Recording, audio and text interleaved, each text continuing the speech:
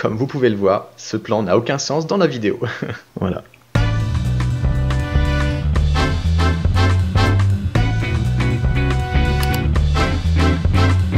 Bien le bonjour Internet. Et si on parlait des gens chanceux dans la vie? Oh tiens, chewing-gum. Il est même pas usagé. Non, pas cela. Non, plutôt ceux qui ont beaucoup de chance, de veines de cocu, de bol, de bordées de nouilles, que ce soit ceux qui ont gagné beaucoup d'argent, qui ont frôlé la mort de très près, ou tout simplement qui ont une fin heureuse. C'est parti. Pour le numéro 10, on va commencer par une petite vidéo, ça va être la seule d'ailleurs du top, et nous allons directement en Russie pour un petit exercice de l'armée russe. Et je leur décerne un joli coup de chapeau et de bravo.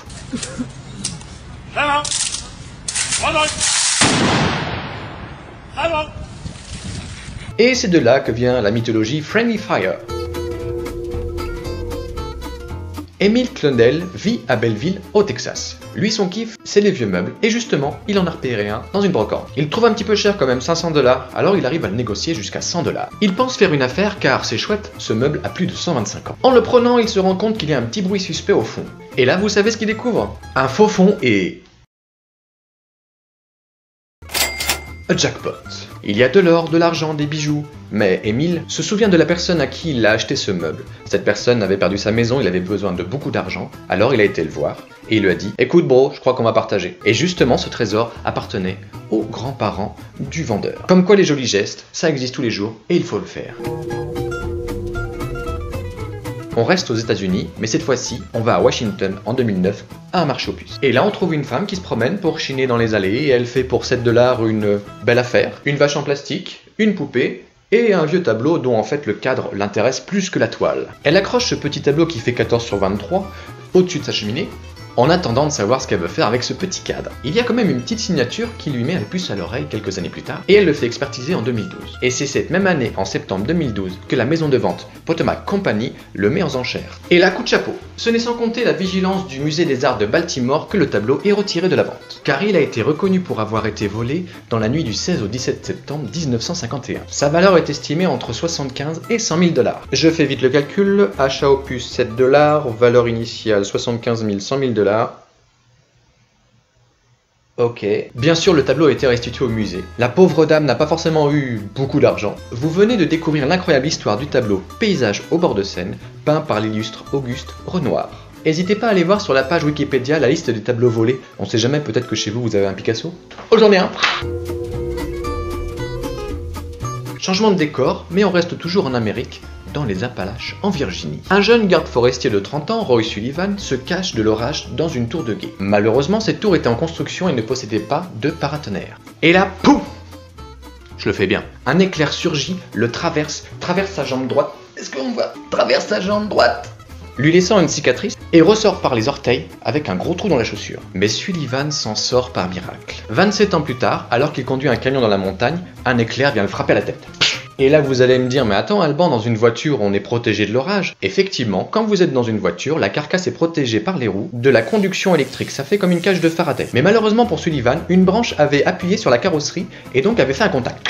L'éclair qui devait partir sur la branche a finalement parti dans la tête. Donc la branche faisant contact, ça annule la propriété physique de la cage de Faraday, rendant vulnérable Sullivan un court instant. Ce qui est fou, c'est ce qui se passe aussi après. Roy Sullivan perd conscience, il a les cheveux et les sourcils qui brûlent, et son véhicule s'arrête juste pile poil devant un précipice. Si c'est pas un coup de bol, ça. Mais pour ce monsieur, je ne vous mets pas un coup de foudre, mais pas 2, mais pas 3, non 4, 5, 6, et le 7e est gratuit aussi. Dans son jardin, à la pêche, au travail, bref. Si on parle un peu de statistiques, cette personne avait une chance sur 10 puissance 28 que ça arrive dans sa vie. C'est-à-dire une chance sur 10 puissance 28.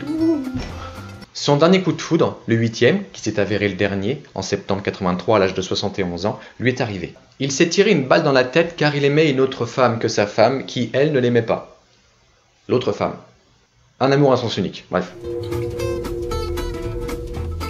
Henry Clay Frick, qui était ma foi fort friqué, était un industriel de l'acier américain au début du siècle dernier. À déjà 30 ans, il était millionnaire le bougre. Il se marie en 1881 avec une dénommée Adelaide Howard et a 4 enfants avec elle. Et là vous allez me dire, mais mec tu peux t'arrêter là, parce que vu la chance qu'il a, c'est bon, l'histoire est terminée.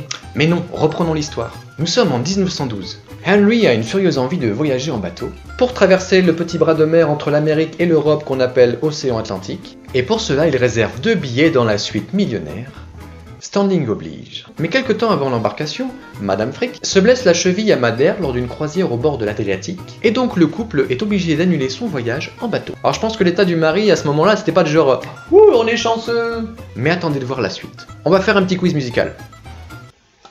Je vais vous donner un indice musical.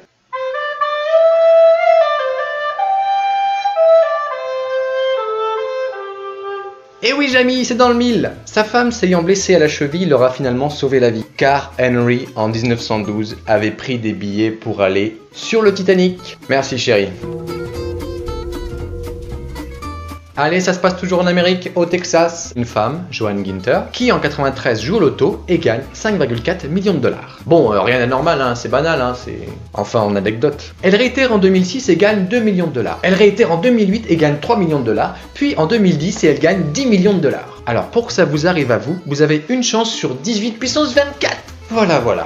Il faut dire que Joan est diplômée d'un doctorat en statistique dans la prestigieuse université de Stanford. Ça peut peut-être aider dans les chiffres et dans la probabilité. Et là on part de l'autre côté du monde.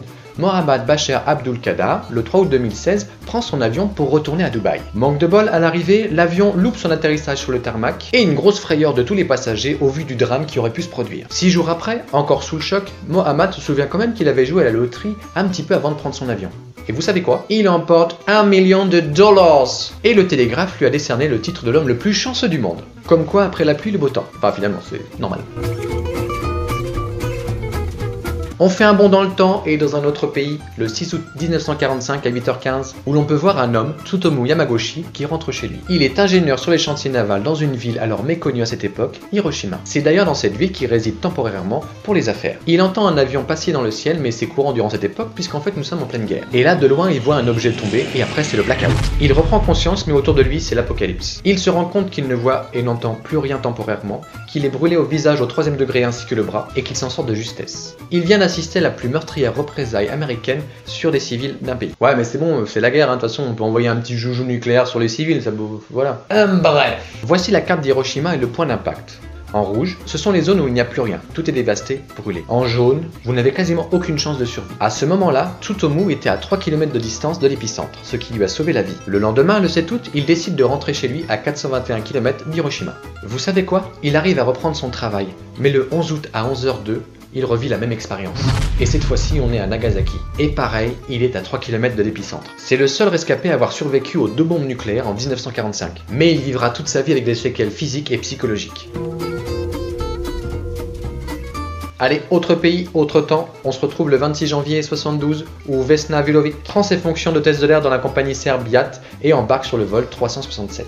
Une heure après le décollage, l'avion explose en plein vol. Et selon les officiels, il y avait une bombe dans la soute. D'autres sources prétendent à un missile tchèque. Mais revenons dans l'avion. Nous sommes à 10 160 mètres d'altitude. L'avion vient d'exploser. Il se disloque en 1000 morceaux, mais Vesna se retrouve coincée à l'arrière. Elle fait une chute de 10 160 mètres à l'arrière du fuselage. Et arrivée au point zéro, ce bout de carlingue est partiellement amorti par la neige. Vesna sera la seule survivante et officiellement la seule femme à avoir survécu à une chute de plus de 10 000 mètres sans parachute. Alors Ethan Hunt, on fait moins le fier? Bon, avec tout ça, ça lui a valu quand même 27 jours de coma, 2 jambes cassées, des côtes cassées, des vertèbres cassées, des bassins broyés, mais elle a pu reprendre une vie à peu près normale.